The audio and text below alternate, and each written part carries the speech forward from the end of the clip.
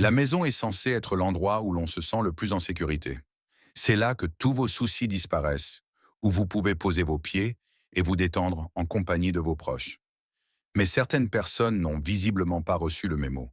Des fous ont construit des maisons dans des endroits ridicules et instables. Je veux dire, pourquoi se détendre après le travail quand on peut plutôt être terrifié? Voici les 20 maisons les plus risquées du monde. Numéro 20, maison dangereuse. Bon, ce n'est pas exactement ce que l'on pourrait qualifier de maison, mais vous savez à quel point, chez Fancy Banana, nous aimons vous surprendre et pimenter un peu les choses, n'est-ce pas? Quoi qu'il en soit, ce que nous avons ici semble être un homme en quête d'attention au bord d'une rivière locale. Lorsque vous ou moi allons pêcher, nous nous contentons généralement de nous asseoir sur la rive, ou, si nous avons de la chance, dans un bateau. Mais lui, oh non, c'est bien trop banal. Et surtout, ça ne générera pas toutes ces précieuses vues sur Internet qu'il convoite tant. Dans un élan d'ingéniosité, il s'est donc fabriqué un abri suspendu précaire, ressemblant à un nid, qu'il accroche sur le côté d'un pont au-dessus des eaux rapides de la rivière. Quel avantage cela lui apporte-t-il par rapport à des positions de pêche plus traditionnelles? Mystère. Il suspend donc sa drôle de bulle en plastique au pont, y met une tonne de paille, grimpe à l'intérieur et se mouille quand même. Puis il installe son matériel de pêche rudimentaire, lance sa ligne et commence à attraper des poissons. Mais où compte-t-il les mettre? Dans cette minuscule boule de nid suspendue et étouffante. Qui sait? Peut-être dans ses poches. Et vous, qu'en pensez-vous? Allez-y, démarrez une discussion dans les commentaires ci-dessous, vous en mourrez d'envie. Avant de continuer, aimez cette vidéo, abonnez-vous et activez la cloche des notifications immédiatement, ou ce mille-pattes viendra ramper sur votre visage pendant votre sommeil. C'est l'heure du Sweet Topic. On ne peut pas nier que cette maison est magnifique. Avec son design moderne et élégant, elle ressemble un peu au manoir de Malibu de Tony Stark dans les films Iron Man. Mais il y a un hic. Elle est suspendue au bord d'une falaise. Je suis sûr que les architectes et les constructeurs savaient ce qu'ils faisaient, mais quand même, on dirait qu'ils défient sérieusement les lois de la physique. Personnellement, je serais terrifié à l'idée d'y vivre. Chaque instant, j'aurais peur que la gravité m'arrache à la paroi et m'envoie dégringoler vers les eaux tumultueuses en contrebas. Mais bon, c'est la maison d'un milliardaire de la tech à succès. S'il est prêt à prendre ce risque, tant mieux pour lui. La question reste, vivriez-vous dans une maison comme celle-ci? Est-elle suffisamment belle pour compenser la peur? Comme toujours, donnez-moi votre avis dans la section des commentaires en utilisant le hashtag #BakshSweetTopic. Numéro 19. Le temple suspendu. Le temple suspendu est l'une des attractions touristiques les plus populaires de la région de Datong, en Chine. Cet endroit est vraiment unique, même s'il ne se trouve pas, techniquement, en pleine forêt. Vieux de 1500 ans, ce temple a été construit à 75 mètres du sol, ajoutant sans doute un petit frisson au rituel quotidien de culte. Enfin, s'il était encore utilisé à cette fin. De nos jours, il est surtout un site historique et un lieu touristique prisé en raison de son concept étrange. Un bâtiment littéralement accroché à une falaise. C'est également le seul temple en Chine à combiner les trois grandes philosophies traditionnelles chinoises. Le taoïsme, le bouddhisme et le confucianisme. Même si on a l'impression qu'il ne tient qu'à un fil, la structure est en réalité fixée à la falaise par d'énormes poutres en chêne, insérées dans des trous taillés directement dans la roche. C'est donc probablement relativement sûr. Mais même ainsi, évitez de sauter sur place si vous le visitez. Après tout, il est là depuis un millénaire et demi. Numéro 18. Les maisons en bord de falaise. Je sais que certains d'entre vous ont, pour plaisanter, j'espère, déjà dit qu'ils espéraient que la Californie se détache et tombe dans l'océan. Mais vous ne le pensez pas vraiment, n'est-ce pas? Que deviendraient tous ces ours? Quand vous verrez ces images impressionnantes qui montrent à quel point les habitants de Pacifica, en Californie, vivent dangereusement près du gouffre, vous n'oserez plus souhaiter une telle chose. La situation était si préoccupante qu'un état d'urgence local a dû être déclaré. Les vents puissants provoqués par El Niño ont causé l'érosion et l'effondrement de près de 6 mètres de terrain en seulement 2 semaines. En conséquence, les autorités ont déclaré plusieurs appartements inhabitables, autorisant leurs résidents uniquement à récupérer rapidement leurs affaires. Peut-être que, un jour, la Californie se détachera réellement et sombrera dans l'océan. Numéro 17. Maison sur le mont Merapi. Vivre sur les pentes d'un volcan n'est pas exactement un choix que beaucoup de gens feraient volontairement. Cependant, parfois, les gens vivent là où ils vivent et n'ont pas vraiment le choix. S'ils ont choisi cet endroit en particulier, on peut dire qu'ils aiment une dose de danger dans leur vie quotidienne. Le mont Merapi, à Java, en Indonésie, est un de ces endroits. En toute honnêteté, la majeure partie de l'Indonésie est marquée par une activité volcanique intense, ce qui signifie que les options pour vivre hors de la trajectoire d'un possible enfer de lave sont limitées. Cependant, le mont Merapi est un volcan actif et en 2010, il est entré en éruption de manière spectaculaire, forçant l'évacuation de milliers de personnes vivant sur ses pentes. 40 000 personnes ont été relogées dans des abris temporaires afin d'échapper aux soi-disant zones de mort dans lesquelles de nombreux villages s'étaient transformés. Je ne sais pas pour vous, mais si votre maison est qualifiée de zone de mort, il est peut-être temps d'envisager de déménager. Numéro 16. Les maisons dans les arbres de la tribu Korowai. Bien qu'isolés et vivant en harmonie avec la nature dans leurs maisons forestières, le peuple Korowai a fait la une des journaux à sensation en quête d'histoires exotiques et de rituels étranges. Les tabloïds ont trouvé leur bonheur en mettant en lumière la culture inhabituelle des Korowai, les accusant de pratiquer le cannibalisme et la sorcellerie parmi leurs passe-temps favoris. Mais comme toujours avec ces gros titres, il faut creuser un peu plus pour comprendre la véritable histoire. Dans une région reculée de la forêt tropicale indonésienne, les Korowai construisent leurs maisons remarquables entre 8 et 15 mètres au-dessus du sol, parfois dans les arbres ou sur de hauts pilotis. La raison principale est que les esprits maléfiques restent uniquement au sol, donc construire en hauteur protège la famille. Ces habitations offrent également une protection contre les animaux sauvages, de nombreux insectes et même contre d'éventuels envahisseurs humains. Les Korowai sont un peuple religieux dont les croyances incluent la réincarnation, le respect des ancêtres et la conviction que certains membres possèdent des pouvoirs magiques. Ces capacités leur permettent d'influencer la chance et de détecter la magie noire. Cet aspect de leur culture est probablement à l'origine des accusations de cannibalisme et de sorcellerie. Dans le passé, certains désaccords au sein de la tribu ont pu mener à des conflits violents. De nos jours, cependant, la plupart des différends se règlent en s'échangeant des cadeaux. J'imagine qu'offrir un bouquet de fleurs à son voisin est bien moins dramatique que de le manger, mais cela fait aussi beaucoup moins de dégâts. Pas très vendeur pour les gros titres des tabloïds, cependant. Numéro 15. Le pilier de Kachki. Situé dans la région extrêmement reculée d'Imereti, à l'ouest de la Géorgie, le pilier de Kachki est un spectacle fascinant. Il s'agit d'un monolithe de calcaire naturel qui s'élève à plus de 40 mètres au-dessus du sol. Comme si cela ne suffisait pas, une église est perchée tout en haut de cette formation rocheuse. Cet édifice est l'un des plus isolés du monde, situé à environ 200 km de la capitale géorgienne, et particulièrement difficile d'accès.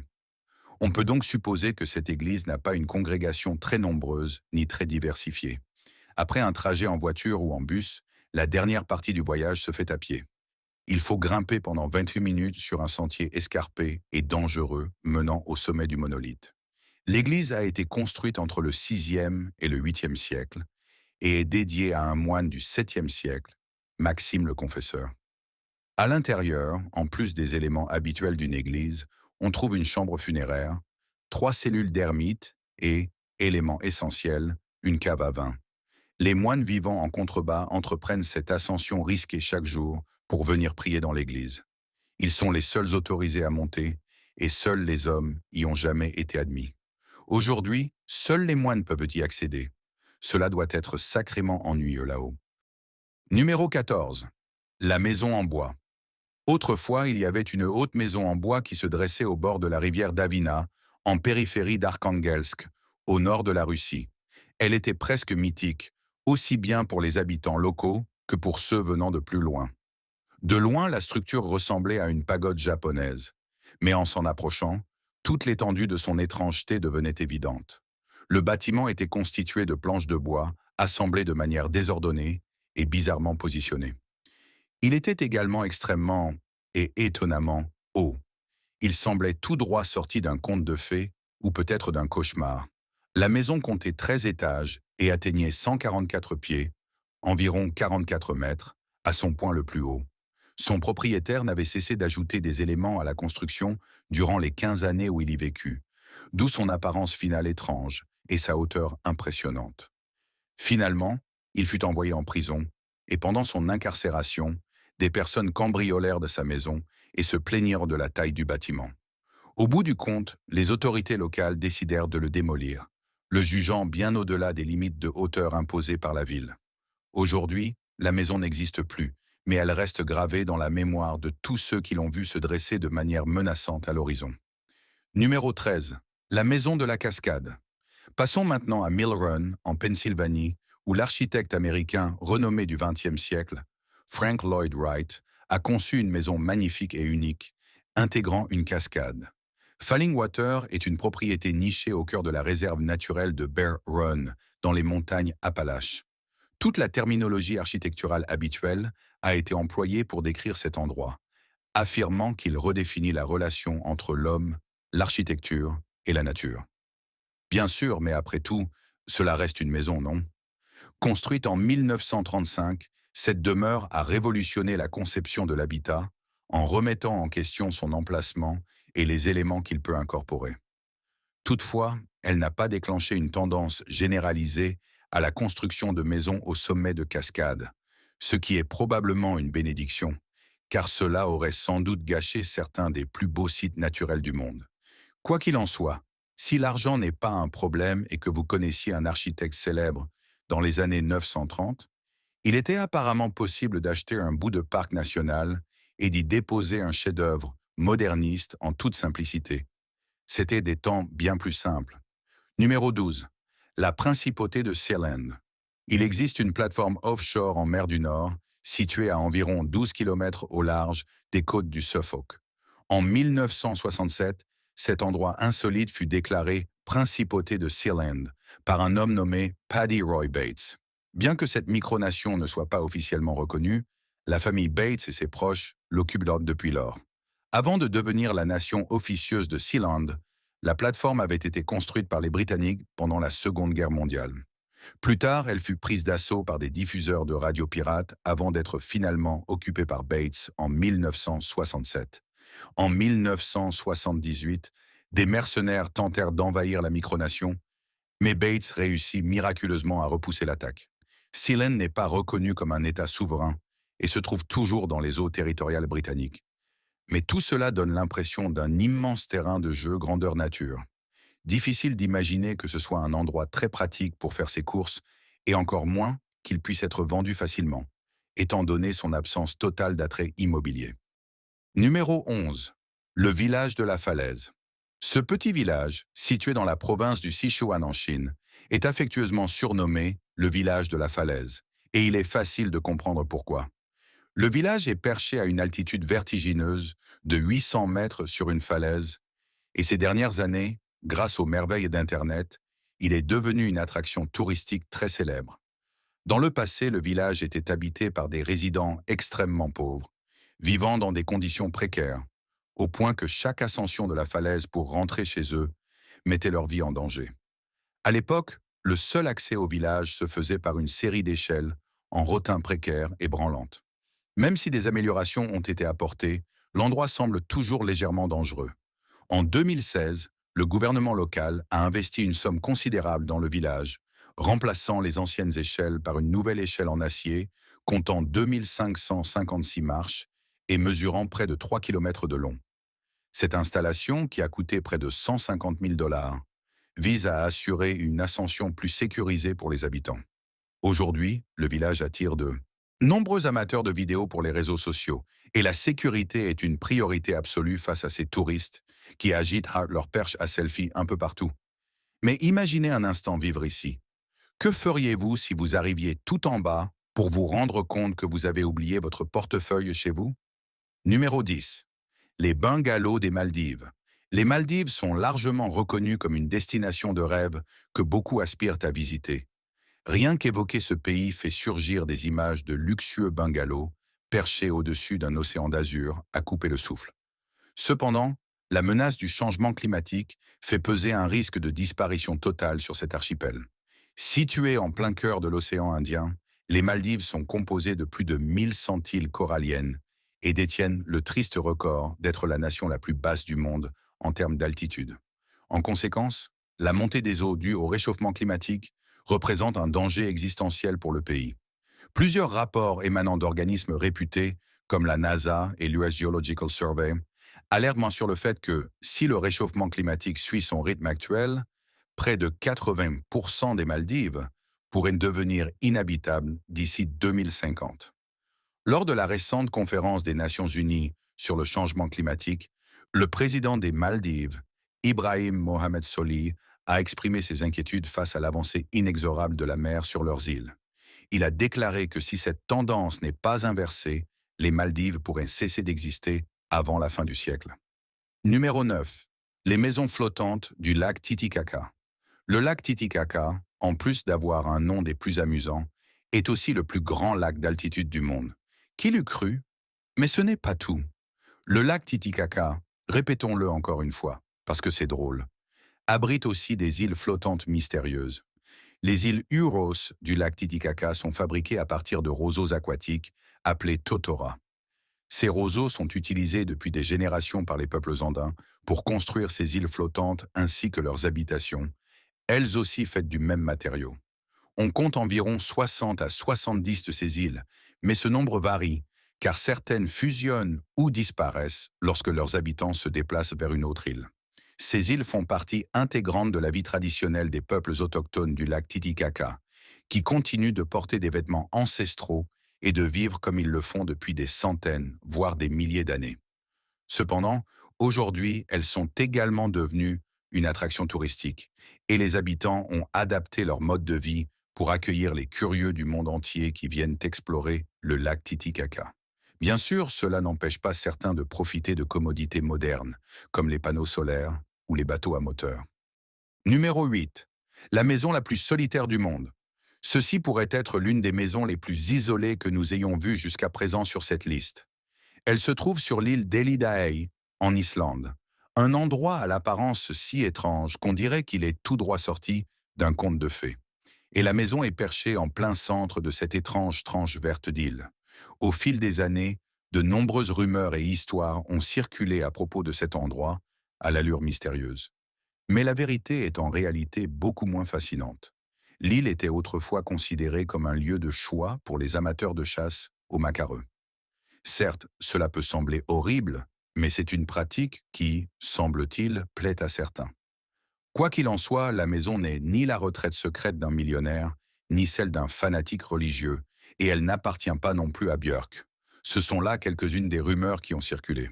En réalité, il ne s'agit que d'un pavillon de chasse construit en 1953 pour permettre aux amateurs de chasse, aux macareux, d'y séjourner lorsqu'ils ne s'adonnaient pas à leurs expéditions de chasse.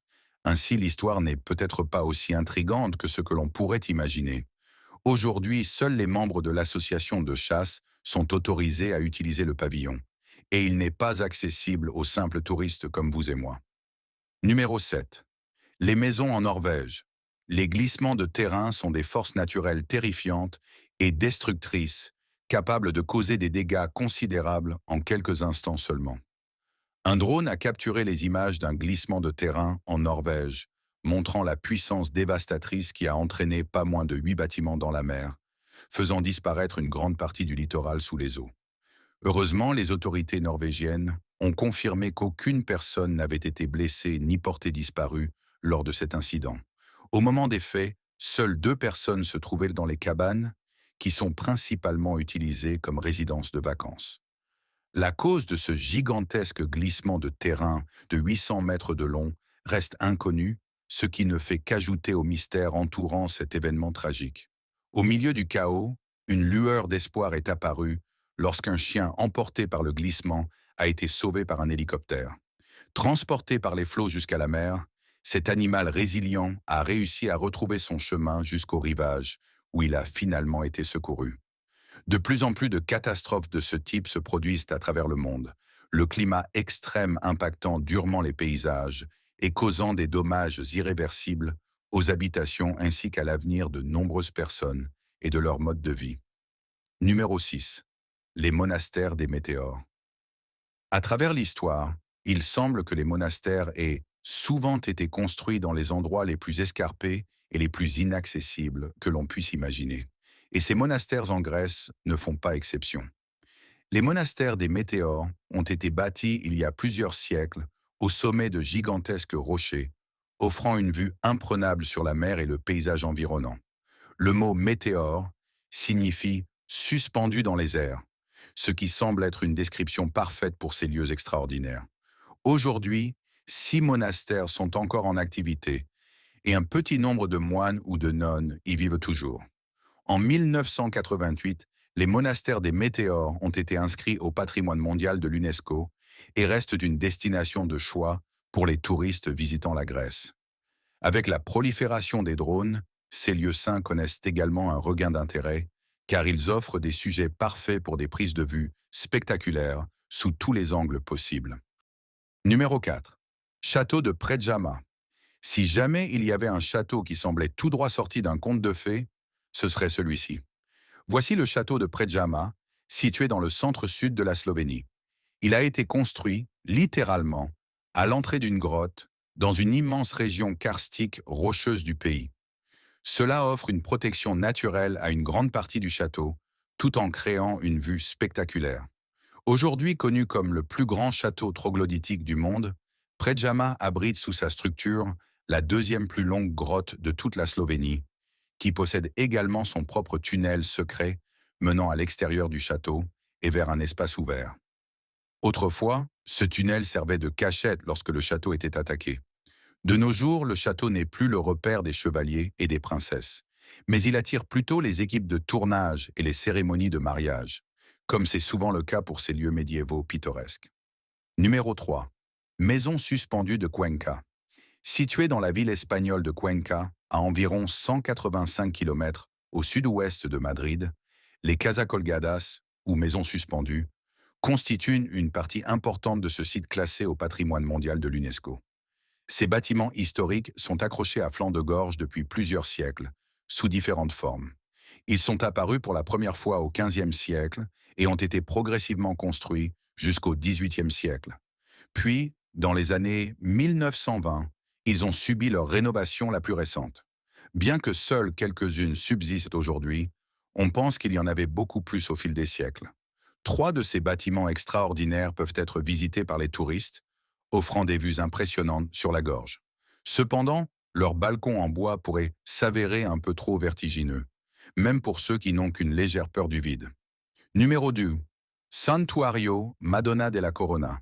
Cet endroit remarquable est construit à plus de 600 mètres d'altitude, à flanc d'une falaise verticale. C'est une façon assez efficace d'assurer la protection du site, je suppose. Le Santuario Madonna della Corona, ou Sanctuaire de la Vierge de la Couronne, en Italie, est perché sur une paroi si abrupte qu'il semble presque suspendu dans les airs. Pourtant, il est en réalité construit sur une étroite corniche rocheuse, sur le flanc du mont Baldo. Il n'est accessible que par un chemin très étroit en contrebas et une route en amont. À l'origine, cet endroit extraordinaire servait de refuge aux hommes de foi qui venaient s'y retirer pour méditer en silence, loin du reste du monde. En 1530, l'église fut construite et le site devint peu à peu un lieu de pèlerinage où chacun pouvait venir contempler Dieu en paix. Le sanctuaire a survécu à toutes les turbulences du XXe siècle et continue d'offrir un lieu de retraite paisible aux visiteurs et aux pèlerins. Numéro 1. Le Ponte Vecchio. Le Ponte Vecchio de Florence, en Italie, est l'une des destinations touristiques les plus visitées de toute la ville. En italien, Ponte Vecchio signifie simplement « vieux pont », une description basique qui ne lui rend cependant pas justice. En effet, jusqu'en 1218, c'était le seul pont à traverser l'Arno à Florence. Le pont actuel existe depuis 1345, ayant été reconstruit après qu'une inondation eut emporté l'original.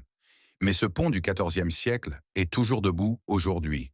De nombreuses petites constructions bordent le Ponte Vecchio, ce qui le rend unique. En fait, des boutiques y existent depuis le XIIIe siècle. Autrefois, on y trouvait de tout, des boucheries aux poissonneries en passant par les tanneurs. Cependant, en 1593, un décret fut émis stipulant que seules les bijouteries et les orfèvres étaient autorisés à y exercer leur activité. En plus d'être un passage essentiel pour traverser l'Arno et un lieu commercial, le pont servait également aux Médicis, la puissante dynastie qui régnait sur Florence pendant des générations.